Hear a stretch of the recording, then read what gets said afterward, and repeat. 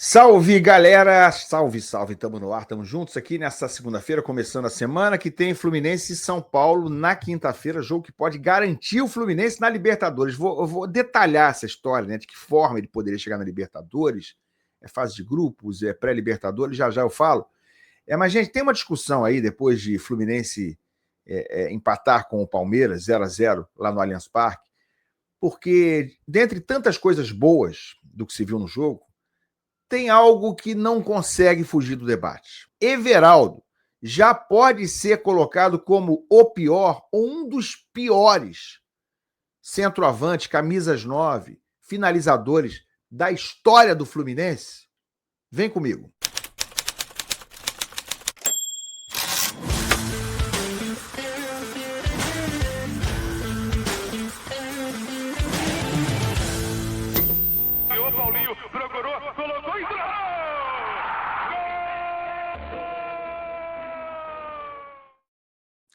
Tapete Grená para você aqui no canal Ilan FC. Se inscreve se você ainda não está inscrito, não custa nada, é de graça, só clicar no botão aí de baixo da inscrição. Deixa o like também, que é de graça, me ajuda demais aqui no meu canal. Vai, não custa nada, like, inscrição, deixa o hype também, o hype é muito interessante, me ajuda demais, vai. É novidade aqui no YouTube e eu sei que você vai me dar essa moral, tá bom? Tudo de graça, galera. Olha, deixa eu dizer para vocês, né, fazer mais um capítulo aqui do meu unboxing da GoCase, que mandou um monte de coisa para mim aqui na Black Friday. Olha aqui, essa aqui é uma garrafa térmica fresh, tá escrito aqui, ó, 350 ml. Dá para ver? Dá, né? Dá para ver aqui, ó, 350 ml. É a menorzinha, a caçulinha. Eu não abri ainda não, tá? Eu vou abrir aqui, fazer meu react aqui, da GoCase, tá bom? Ah, qual será essa aqui? Eu acho que é, ó, coisa linda, hein? Homenagem ao goleiro Fábio, que é um dos maiores goleiros da história do Fluminense. Super bem acabada. Cara, maravilhosa. Tem aqui um canudinho, né? Ó, já vem um canudinho embutido. Ó, coisa linda, ó. Segura sua bebida gelada por horas. Muitas horas. Essa aqui por até 24 horas, porque é uma garrafa fresh, né? É da coleção da garrafa fresh. Muito obrigado aqui a GoCase. Curtiu? Pois é, galera. Tem dela aqui, ó. Olha ela aqui, ó. Tá ela aqui na coleção da GoCase. Olha ela aqui no cantinho. Essa aqui é um outro modelo, mas da mesma Fresh 350 ml. Vou clicar nela. Com a estampa, em vez de ser do Fábio, do Germancano, dos 100 gols do Germancano pelo Fluminense. Gente, tá saindo por R$ 99,90, com 58% de desconto na Black Friday da GoCase. Onde você, claro, na Black Friday, usando também o meu cupom, né, esse cupom que está aqui embaixo, GOILAN, com compras a partir de R$ 99,00, você ainda tem um desconto extra. Então, entra pelo QR Code, entra pelo primeiro link na descrição, usa o meu cupom, você vai comprar as garrafinhas, vai comprar as capinhas, olha as capinhas maravilhosas de celular, de altíssima qualidade. Olha a minha aqui, ó, personalizada do Cartola. 2 capinhas dessa estão saindo cada uma por menos de R$ 25,00 cada, porque você compra uma, ganha 2 e acaba saindo por esse preço. Então, vai lá na GoCase, usa o meu cupom, primeiro link na descrição, o QR Code, e você vai se dar bem, né? Aproveita a Black Friday aí. Gente, vamos lá. Primeira coisa, deixa eu falar aqui rapidamente sobre o jogo contra o São Paulo, quinta-feira, no Maracanã. Por enquanto, informação do jornalista Giba Pérez, menos de 9 mil ingressos vendidos até o fim dessa manhã. Tá baixo, né, gente? Eu acho que a expectativa nesse jogo aí é de pelo menos uns 30 mil torcedores, depois das boas atuações que o Fluminense teve contra o Flamengo e contra o Palmeiras. Não sei se teremos mais de 30 mil, mas eu acho que sim. Eu acho que de hoje até quarta-feira, até quinta, a tendência é que a galera desperte e acabe comparecendo. É um jogo legal para ir, né? Contra o São Paulo, e um São Paulo que vem com muitos desfalques. O São Paulo pode ter 15 desfalques para o duelo contra o Fluminense. Eles ganharam do Juventude na rodada, estavam a 3 jogos sem vencer e ganharam do Juventude 2-1 na Vila Belmiro. Mas são 15 desfalques, porque é o seguinte, o Ferreirinha, eles já no jogo com o Juventude tiveram 12 jogadores no departamento médico, tá? Além do Alisson, que estava suspenso. Mas agora eles têm 12 no departamento médico e 2 suspensos, além do Ferreirinha, que saiu machucado. Olha aqui, ó. Ferreirinha foi substituído no intervalo, bom jogador, né, de ataque. Depois senti dores no músculo posterior da perna esquerda, foi substituído pelo Luca. O jogador será reavaliado nessa segunda-feira. Então o Ferreirinha pode estar fora. Além disso, 2 jogadores já são baixa por suspensão, Sabino e Rafael. Então o jogo 8h30 da noite, quinta-feira. Tem aqui uma lista no Lance, matéria do Lance, dos jogadores que estão no departamento médico do São Paulo. Tolói, Oscar, Lucas, Arboleda, Enzo Dias, Rodriguinho, Luan, Wendel, Dineno, Caleri, que é ótimo jogador, mas vem de cirurgia, Ryan Francisco e André Silva. Todo mundo aí fora, todo mundo no estaleiro. Então São Paulo vem muito, muito desfalcado contra o Fluminense, que vai ter as voltas do Lúcio Acosta, o que tudo indica, que é um jogador importantíssimo. Eu confesso que, para mim, aumentou muito o valor do empate contra o Palmeiras, com boa atuação, pela ausência do Lúcio Acosta. O Fluminense conseguiu jogar bem sem o Lúcio Acosta. Incrivelmente, com o Nonato e Lima como titulares, né, gente? Tem que ser dito. Então, o Fluminense vai ter a volta do Lúcio Acosta, do René, que estava suspenso, do Thiago Silva na zaga, e vai ter à disposição Paulo Henrique Ganso, que tinha ficado à disposição contra o Flamengo, só ficou no banco, não entrou, não viajou para pegar o Palmeiras, tudo isso aí depois de mais de 2 meses em tratamento. Mas já contra o Palmeiras ele não foi nem relacionado. E agora deve ser relacionado contra o São Paulo, ex-clube dele, inclusive, né? Pode rolar uma lei do ex. E acho bem possível a gente ver o Ganso entrando no segundo tempo, ali pelos 25, 30, em caso de necessidade. Eu acho que é uma chance de ouro do Ganso ser aproveitado nessa partida. O Fluminense, se empatar com o São Paulo, matematicamente classifica-se para a Libertadores do ano que vem. Matematicamente. Por quê? Hoje, ele é o 7º colocado. Então, os 7 primeiros vão classificar para a Libertadores garantidamente. Pode até virar G8, caso o Cruzeiro ganhe a Copa do Brasil ou o próprio Fluminense ganhe a Copa do Brasil. Mas ele garantiria sua vaga na Libertadores direto via Copa do Brasil, se o Fluminense for campeão. Pode virar G8, sim, se um desses dois for campeão da Copa do Brasil. Mas, por enquanto, é G7. O 6º e o 7º vão indiretamente para a Libertadores, porque jogam aquela primeira fase. Os 5 primeiros, vaga direta na fase de grupos. Hoje é o Botafogo, o 5º colocado. Tem 3 pontos a mais que o Fluminense. À frente do Fluminense está o Bahia, que ganhou do Vasco.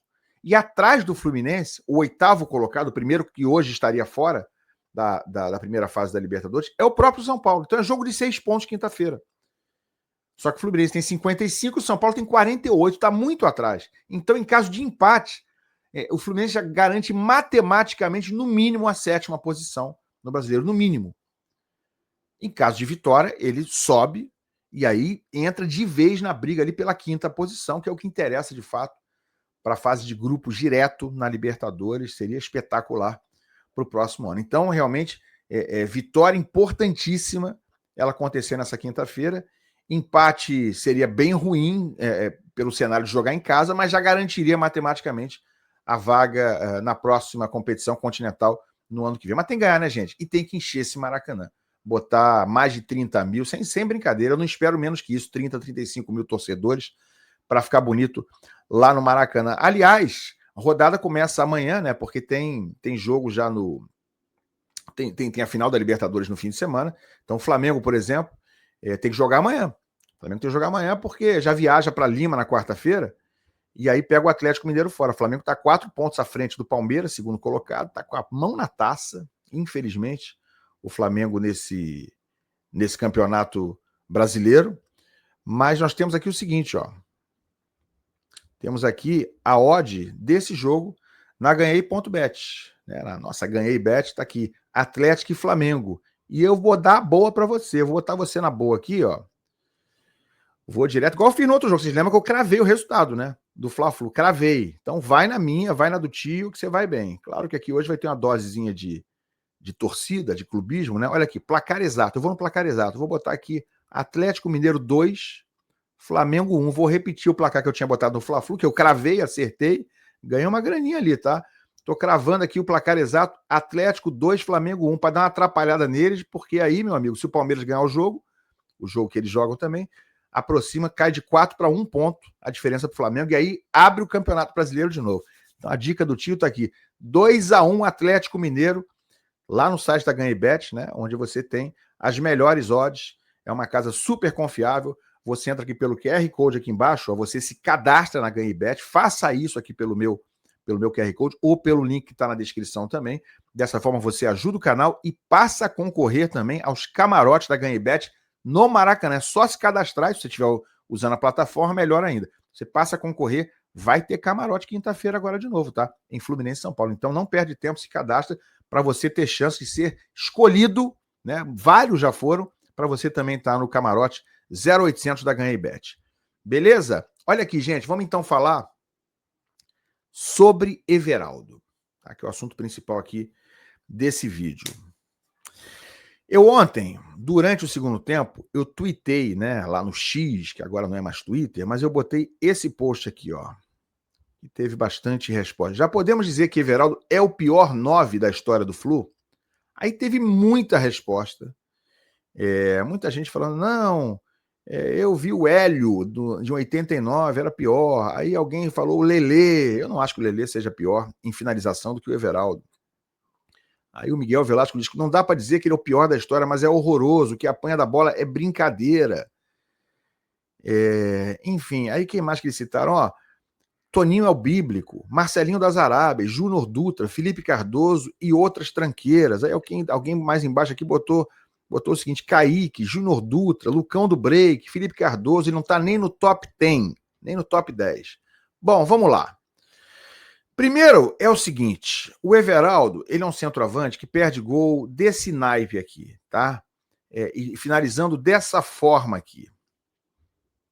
Vou botar aqui para vocês na tela, para vocês relembrarem, porque é tanta bizarrice. Olha, por exemplo, esse gol que ele perdeu contra União Espírita. O primeiro ataque do Flusão no jogo. Samuel Xavier deixou a bola para o John Arias, cruzamento do colombiano Everaldo. Não pegou em cheio na... De novo. Samuel Xavier deixou a bola para o John Arias, cruzamento do colombiano Everaldo. Não pegou em cheio. E aí, gente, ele perdeu mais uns gols desse, assim, no jogo contra o Palmeiras. E Lama, você estava dizendo que ele estava melhorando o time taticamente, que ele é útil taticamente. De fato. É um paradoxo, porque é o seguinte, o Everaldo, ele funcionou nessa engrenagem do time que jogou bem contra o Palmeiras, é verdade. Ele funcionou na engrenagem do time que jogou bem boa parte do jogo contra o Flamengo, é verdade. A questão é o seguinte, ele é um centroavante. E ele é um centroavante que não sabe finalizar. E eu estou dizendo isso, estou muito à vontade, porque eu cheguei a ser enganado, iludido por ele, que ele fez 2 gols contra o San José na Sul-Americana espetaculares. Gols de cinema, mas golaços de placa, talvez os 2 gols mais bonitos do ano no clube inteiro. Os 2 foram do Everaldo. E aí a gente se depara com um cara que hoje em dia não é só que ele não chuta mais, como estava acontecendo na Copa do Mundo de Clubes. Ele está chutando, ele está finalizando, mas é de uma deficiência técnica, é de uma pobreza, é de uma falta de qualidade, como a gente viu nessa finalização aí, num outro jogo contra a União Espanhola. Lances desse tipo aconteceram uns 4 ou 5 no jogo contra o Palmeiras. A bola cai para ele, em condições de finalizar, e ele cabeceia na arquibancada. Eu nunca vi jogador, principalmente de ataque, cabecear na arquibancada, não é chutar na arquibancada. Ele conseguiu cabecear, meu irmão, a 10 metros de altura do gol.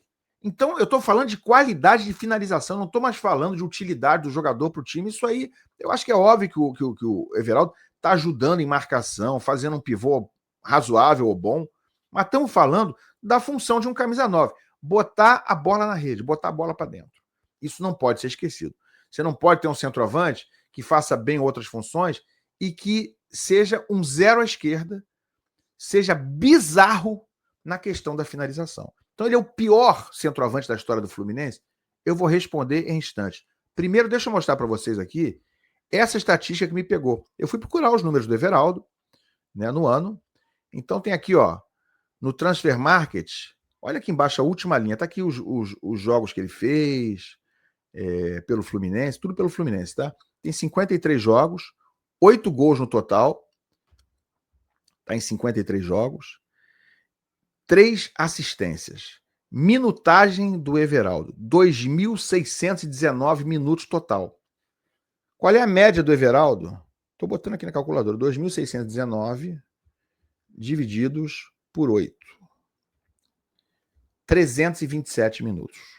Então é o seguinte, o Everaldo hoje, gente, precisa de 327 minutos com a camisa do Fluminense para fazer um gol. Ele está sem marcar desde o dia 2 de agosto contra o Grêmio. Olha que ele tem jogado bastante, tá? Ele foi reserva uma época com o Zubeldia, andou não entrando, é verdade, mas já emendou agora a 4ª partida consecutiva como titular. 327 minutos. Quanto que dá isso? 5 horas e meia para ele marcar cada gol pelo Fluminense. O cara tem que estar em campo 5 horas e meia, não é 50 minutos nem 5 minutos. Imagina você jogar uma pelada com seus amigos, você ficar jogando 5 horas e meia em campo para conseguir fazer um gol. E você não é centroavante nem profissional. Essa é a marca, essa é a realidade hoje do Everaldo. Então, respondendo objetivamente a pergunta que eu mesmo fiz no Twitter. Everaldo é o pior centroavante da história do Fluminense? É o pior 9? Eu perguntei se é o pior 9 da história do Fluminense. Eu não sei se ele é o pior 9, mas ele é seguramente, né? Porque o pior 9 você também tem que incluir aí, globalizar um pouco, englobar um pouco a questão da forma como ele ajuda o time ou não. Mas ele é seguramente um dos piores finalizadores que eu já vi com a camisa do Fluminense. Eu tenho 54, vou fazer 55 anos mês que vem, tá, gente? Vejo futebol há 45 anos, pelo menos. É um dos piores finalizadores. E aí, o pessoal que está citando Kaique, Lucão do Break, Felipe Cardoso, Júnior Dutra, eu vou incluir Marrone, Barata, Toninho Albíbico e outras tranqueiras, eu vi todos esses aí. Eu vou dizer para vocês o seguinte: primeiro que eles jogavam em times, quase todos os citados, em times muito mais fracos do que esse do Everaldo. Então era mais difícil você se destacar, era mais difícil você ser bom, jogando com jogadores muito ruins, né? Na média. Era mais difícil. Segundo, que o Everaldo joga mais tempo. É um cara que é titular desse time. Sempre. E com sequência. E com chances infinitas. Gente, ele não faz gol há 16 jogos, o Everaldo. Há 16 jogos, ele não faz gol. Então não é pouca coisa. Ele é um dos piores da história? Seguramente sim. Seguramente sim. E aí eu não tenho como não colocar ele nessa situação em relação ao que o centroavante tem que fazer, que é gol, que é finalizar. Não precisa nem fazer o gol necessariamente, mas finalizar minimamente com alguma competência, com alguma decência, é o mínimo que a gente espera. Pode não fazer o gol, mas pode bater na trave, pode sair raspando, o goleiro pode fazer uma grande defesa, ele perder uns 2 gols de vez em quando, não tem problema. Agora, perder os gols da forma que ele perde e com a quantidade de chances que ele tem, com tamanha incompetência, não tem como. E aí faz o quê? Cara, o mínimo, o óbvio, o lógico. O Zubeldia não pode continuar insistindo com o Everaldo como centroavante. Ele vai ser volante? Aí é questão dele decidir. Volante, meia, não sei o que ele vai ser. Mas vai manter o Everaldo jogando, até posicionado como uma espécie de meia atacante, porque ele joga meio que ao lado do Lúcio quando tá ali para fazer esse tal do pivô, nem joga tão adiantado, mas ele aparece para ser o centroavante. Ele tá centralizado, ele é o cara que se procura na hora da finalização. Me parece uma contradição. O trabalho do Zubeldia coletivamente na questão tática evoluiu bastante. O Fluminense hoje é um time sólido na defesa, é um time com boa transição, é um time vertical, com velocidade nessa saída de jogo. Mas isso aí é o calcanhar de Aquiles do trabalho dele. Além daquela questão de não usar La Vega, de não usar Lescano, aquelas coisas que a gente já sabe, o Riquelme. Vai fazer o quê, Ilan? Gente, bota o Riquelme no lugar do Everaldo. Bota o Serna centralizado, com o Riquelme de um lado, o Canóbio do outro. Mas ele nunca joga. Mas se não botar para jogar, ele não vai jogar nunca mesmo. Ele não vai ganhar corpo, não vai ganhar sequência nunca. O Everaldo a gente já sabe que é isso aí. Pode ser o John Kennedy? Pode ser o John Kennedy. O John Kennedy é menos pior do que o Everaldo, finalizando? Sem dúvida. Sem dúvida. Ele não foi tão bem, mas ele jogou 2, 3 jogos, gente. O Everaldo joga para sempre. Vai ficar jogando esse troço, esse futebol inacreditável, vagabundo, e a gente vai ter a paciência para sempre porque o restante do time jogou bem? Por que isso? Por que não consertar o que está errado? O time melhorou, time evoluiu, mas jogando com o Everaldo fica muito difícil. E tem uma semifinal de Copa do Brasil aí pela frente. É bom não brincar com isso. Renato brincou de escalar jogador, brincou de panelar, entregou a Sul-Americana. Eu espero que o Zubeldia não faça a mesma coisa, brincando de escalar Everaldo na Copa do Brasil. Tá? Quero a opinião de vocês, bota aqui embaixo, larga o like e a gente se vê.